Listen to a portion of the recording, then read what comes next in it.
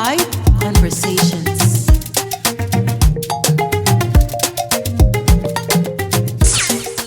You are now listening to HighVibe Conversations.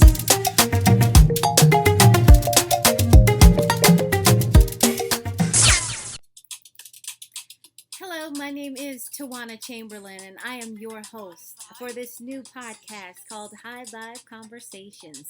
We just want to talk to people about what they are doing to stay motivated, positive, to remain hopeful and inspired during this time of quarantine. So this will just be a mixer, if you will, a virtual mixer, and I'll have some of my friends who are professionals and thought leaders in their industry, people who like to stay close to the light in terms of positivity and to bring joy to people, to bring hope and inspiration. We just want to keep the conversations on a high vibe, a higher frequency, and not give way to a lot of the negativity that we hear on the news or just with things going on around the globe in general. There is so much with coronavirus and COVID-19, the global pandemic, and we are finding our ways through this new normal right now. So I just wanted to create a podcast, a safe space where I could bring people on, like-minded individuals, kindred spirits, to talk about how to remain hopeful and positive and optimistic and still productive at this time of quarantine and isolation. So I hope you'll enjoy the show, and we'll get started with my special guest for this part 2 episode of High Vibe Conversations, Miss Kavahna Webb. Kavahna is a COVID-19 survivor. She beat the virus, y'all. And we already had one episode with her on early after she was recovering from COVID-19. Now she's a little bit further along in her recovery process. So I just wanted to check in with her for an update to see how she's doing. And I wanted to honor my word and bring her back because I promised you guys we would do a follow-up conversation. So without further ado, I'll bring you the contemporary gospel recording artist and COVID-19 survivor, Miss Kavahna Webb. Keep it locked right here to High Vibe Conversations. We'll be back in a moment. High Vibe Conversations. And we are back with another episode of High Vibe Conversations. And as promised, I'm bringing you part 2 with COVID survivor, Miss Kavahna Webb. She is going to give us an update on where things are for her health-wise since the last time we had our conversation. So, Miss Kavahna, how are you doing today? I am fantastic. Thank you for having me again. Awesome. Oh, you're welcome. People have been texting me and messaging me, asking me how you were doing. So I would be remiss if I didn't keep my word and follow up with a part 2. So this conversation will be a little bit different because I don't have scripted questions or anything. I just wanted to check in with you, see how you were feeling, see how the recovery process is coming along. The coughs have completely subsided. Just give us an update on where you are now versus when we spoke the first time. Well, when we spoke the first time, I was still kind of, feeling some things in my lungs and just trying to catch up with the breathing and everything. I wasn't necessarily having difficulty breathing, but, by me laboring as long as I did, your body just kind of has to take a process to get back to normal. But now, I'm back to work. I'm doing my full schedule. I'm back singing, with the ministry full time. And, awesome. I don't feel not one single solitary COVID symptom. Praise the Lord. Thank God. And I can honestly say God has really, really had his hand on me compared to some of my other friends or people that I see recovering from it. Sometimes their recovery can be just as bad as them going through it. And, I didn't have any relapses with the pneumonia. I just kind of, I took it easy and I stayed on the regimen that I was on to try to make myself feel better while I was dealing with it, I kind of wanted to keep putting those same things in my body just to kind of strengthen my immune system and everything. So it's been working out pretty good. Okay, well then, I need to ask the top secret. What were you doing? What were you taking to strengthen your immune system while you had COVID? So I was taking elderberry. Mm-hmm. I would do the black seed oil drops in my hot lemon water with the honey. Okay. I ate a lot of oranges and I took vitamin C, zinc, and turmeric. Okay, I feel good because I have all of those things you mentioned at home, and I take them every single day. I'm just trying to be proactive, not paranoid, but just proactive in the midst of it all. So that turmeric is not the best tasting thing. So I have, so far I have everything that you mentioned, and I'm also doing a multivitamin too. So I'm thankful for that. So I'll continue this regimen just to keep it proactive, like you said, and to stay healthy as possible.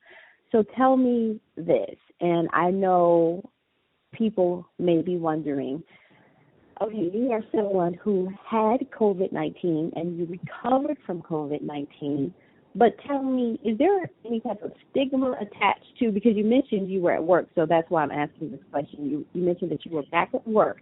Is there any type of stigma attached to the fact of people maybe not wanting to work in close proximity with you, or not knowing if it's okay, or you understand where I'm going with that? Can you speak to that? Absolutely.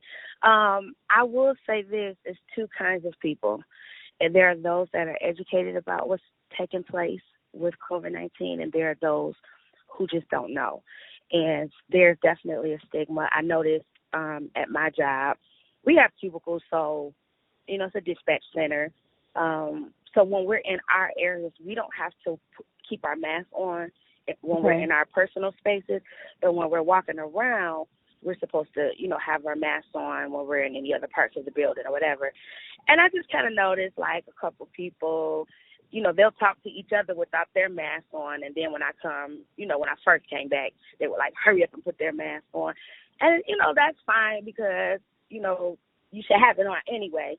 But we don't want to, my goal is never to spread anything or, the first sign of a symptom that I had, I came off the job because I'm just cautious not to do that. But people who are aware of how it spread, I noticed their hygiene and things, their sanitation practices are a lot different than the people who I may have heard say things that are kind of false about the spread of it or whatever, but there's definitely a stigma. But as long as you are taking the necessary precautions for yourself to keep from catching it, or if you might be a potential carrier, to keep from spreading it, then it should be fine. Well, that's some valuable information, because I know that sometimes, like you said, because of lack of education, people may not realize, hey, she's good, we're good, we don't have to be concerned about our own personal health, but we also need to wear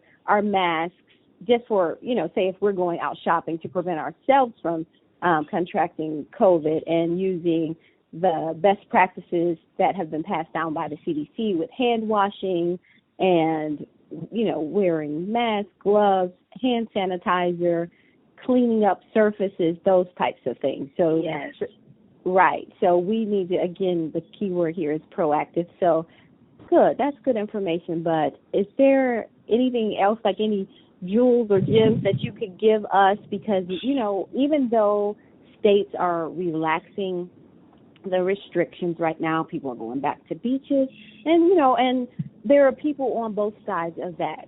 People say, yeah, we need the fresh air, we need the vitamin D from the sun, it's great.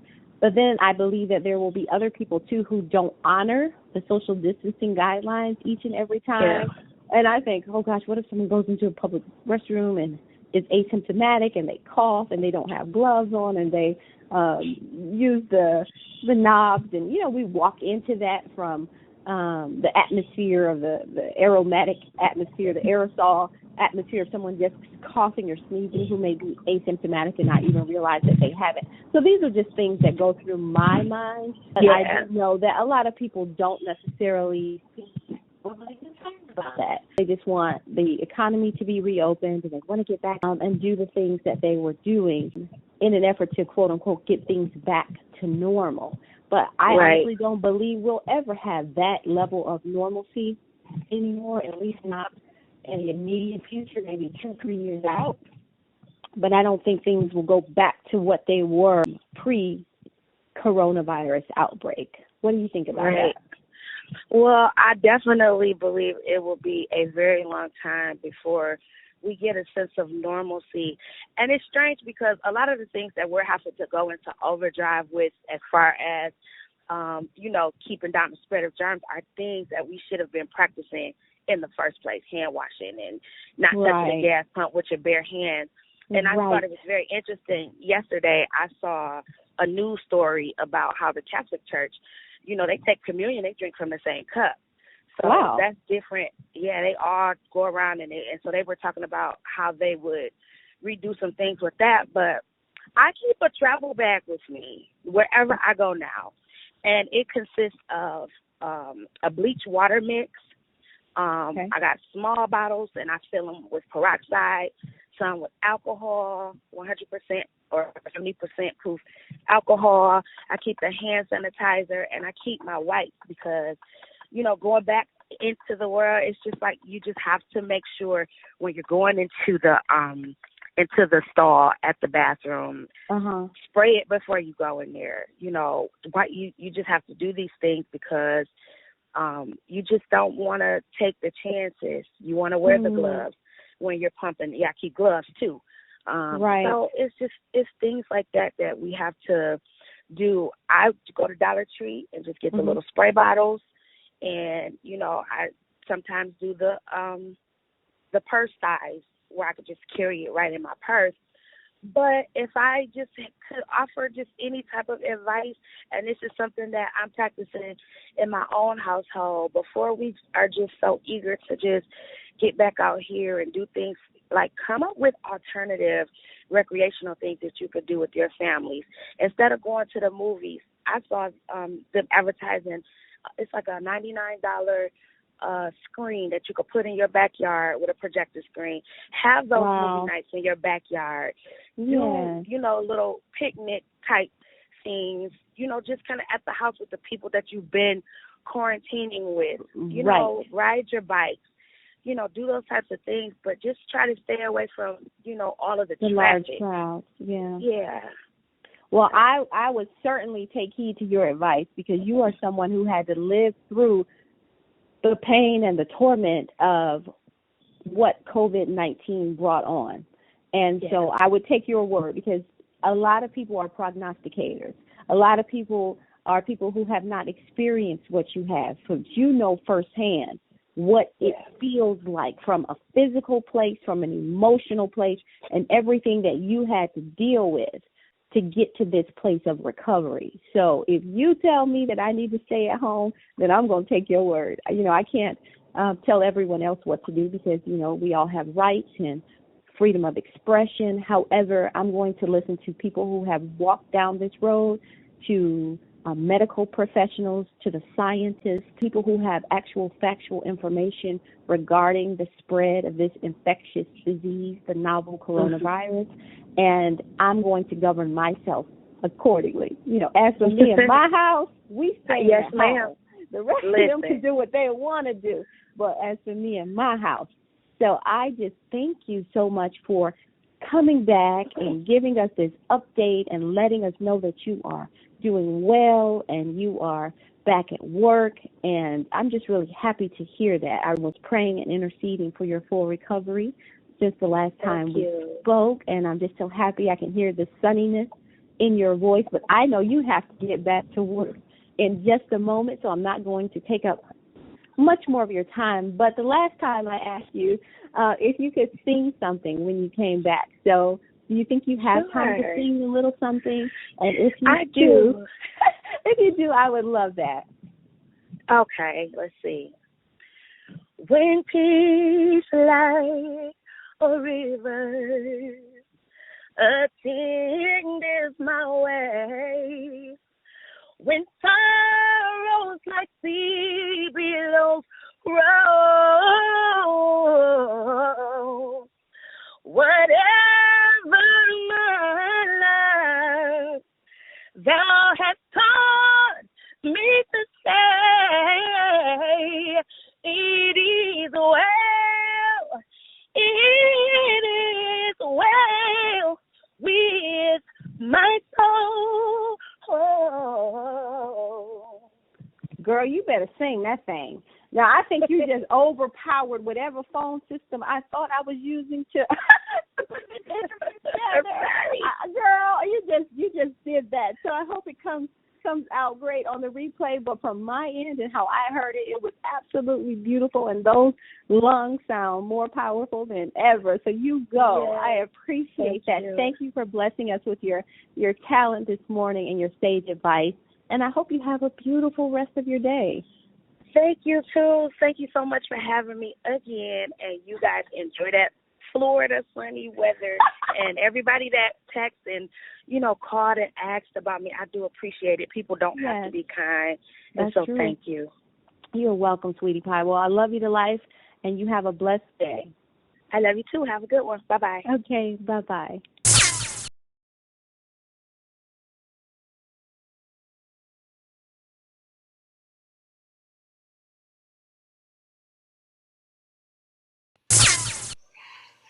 Let the Holy Spirit in that place. Let him in that place. Let him in that place. Take off your Superman suit and let him in that spot. Let him in that spot that's had you on the run, that's had you terrified, that's had you anxious, that's had you worried. It is well, it is well, it is well. Whatever is pure, whatever is holy, if there be any virtue, if there any praise, it is well, it is well, it is well. Think on these things, think. With my soul, it is well. Whatever my Lord thou hast taught me, it is well. Whatsoever things are lovely, whatsoever things are pure, whatsoever things are virtue, if there be any virtue, if there be any praise, it is well, it is well. In my soul, it is well. Bathe yourself in it, nurture yourself in it, feed it, eat it, drink it, chew it, swallow it. It is well. I drive out anxiety. I drive out Jezebel. I drive out depression. I drive out panic. I drive out depression. I drive out suicide. You've got to go. You're not going to take your life. You're not going to end your life. It is well.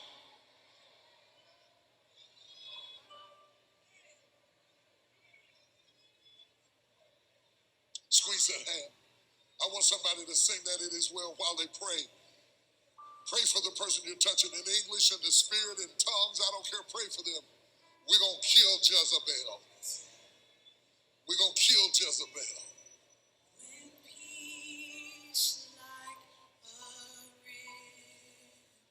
Die, Jezebel. You got to die, girl. And sorrows like sea billows roll. Throw your faith at her. Throw your faith. Now!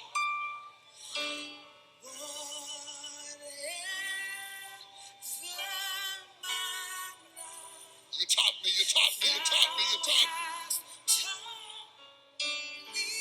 To say it is well with my soul. Squeeze your hand. I feel a breakthrough coming. It is well.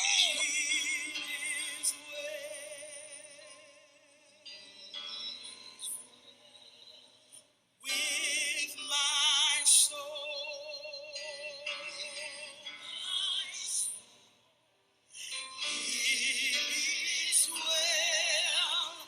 It is well with my soul.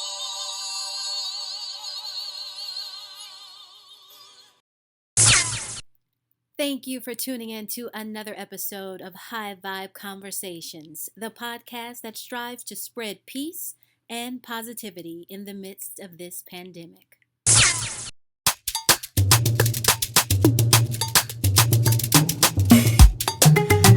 HighVibe Conversations.